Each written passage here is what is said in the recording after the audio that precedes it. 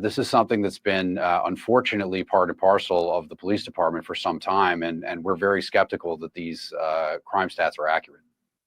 They are intentionally manipulating crime to look lesser. And I know you fools gonna sit here and say, not all y'all watching are fools, but the ones, you know who you are. You hear, you come, and you want to be foolish, and you're gonna say, well, it's Fox News. There's several other sources that can corroborate this. Anybody who knows anyone who works in law enforcement has had these conversations with these people. If you're interested in what's happening with your so-called crime is down, this is a known issue. Okay. And just think about it. It just makes sense. If you have the power to manipulate your PD to make crime look like it's less extreme, and now you get to say, I helped bring the crime down. I can now get reelected if I can fool the people long enough to believe that the things that they see on their Citizen app and their next door app and their neighborhood apps and everywhere else you go outside and you wonder if you're going to make it back home safely, or if you leave your home unattended or your things unattended, they're still going to be there. Like, we're living the real data. Don't let data confuse you into minimizing your actual experience. Don't let gangbang blue or red, Republican or Democrat, black or white, trick you into ignoring the bloodshed. To reduce the size, scope, and responsibilities of police officers. In addition, it also prevented us from.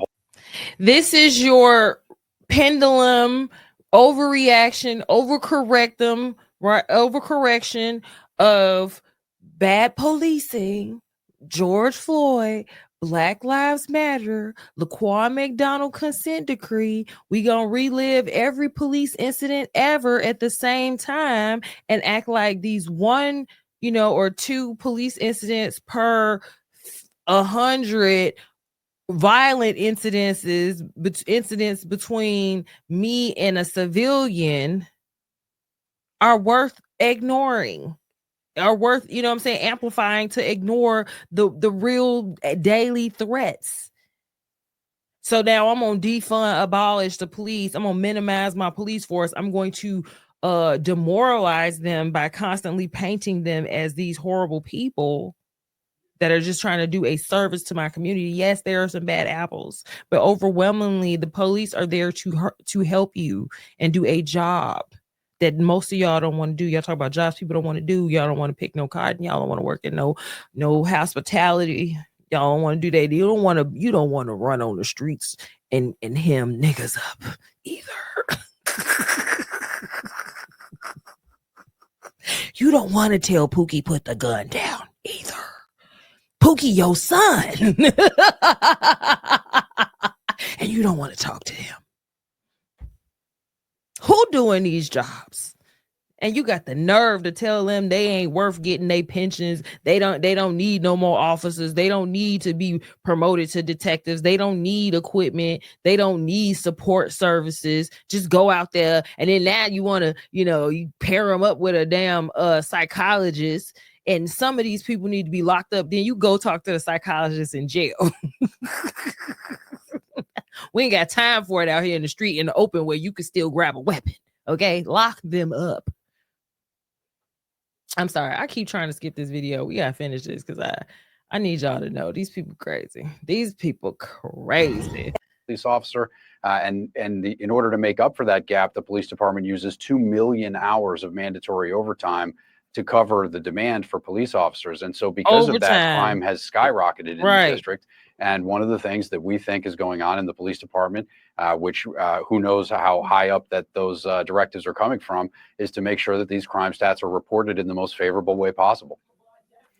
I mean, what you're saying obviously substantiates what we heard from President Trump. He said they were opening an investigation and that he didn't believe, because what happened, I don't have to tell you, I'm speaking to the audience at large, but when President Trump said he wanted to bring in National Guard, all we heard from many quarters in the media and in leadership in Washington was, this is ridiculous. Our numbers are lower than they've been in a long time in Washington, D.C. We don't need National Guard presence on our streets.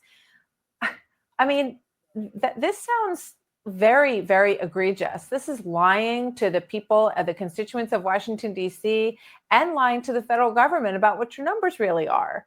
Well, you're right, Martha. It is a crime under DC code. It would be false swearing and it would be false reporting. And those are statutes in the DC code that make it illegal to do that, to falsify police reports or to change the data. So if the DOJ is in fact investigating, I hope they do. And if they find that somebody was intentionally manipulating the data, they should be held accountable. It's a crime in the District of Columbia. And frankly, it's a disservice to the police department. It's a disservice to the city. And most of all, it's a disservice to the victims whose police reports are not being properly handled, and we're not dedicating the proper resources to the crimes that they've been victims of. So something needs to change here, and this is an important issue. It's a huge issue. Let's put up Michael Pulliam, Metropolitan Police Commander, just as one example. He served as commander of the 3rd District in 2024, and now it's confirmed that he was placed on leave because he reported to the EEOC that he felt that crimes were being misrepresented on reports, which, as you point out, is indeed a crime